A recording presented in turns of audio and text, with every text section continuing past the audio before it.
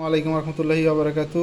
আপনারা যে বাজার টমের আপডেট জানতে চাইছিলেন, তো তাদের উদ্দেশ্যে আজকের এই ভিডিওটা দেখেন। আজকে তারা 3 দিন যাবৎ ডিমে তা দিচ্ছে এবং আমি যে কাজটা করছি, দুইটা কোয়েল পাখির ডিম দিয়ে দিয়েছি। আপনারা দেখতে পাচ্ছেন, যদিও আমি জানলার এপাশ থেকে ভিডিওটা করছি আর কি।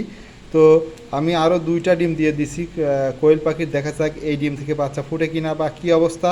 তো এই আপডেট জানতে অবশ্যই আমার সাথে যুক্ত থাকতে হবে আমার ফেসবুক পেজে। আমি নিয়মিত ইনশাল্লাহ আপডেট দিয়ে দেবো। তো কে কোথায় থেকে টমের এই ভিডিওগুলো দেখেন একটু জানানোর রিকোয়েস্ট রইল। দেখতে পাচ্ছেন 4টা ডিম, টোটাল 4টা ডিম দিয়ে দিচ্ছি। এদের ডিমটা নিয়ে সুন্দরভাবে বসে গেল।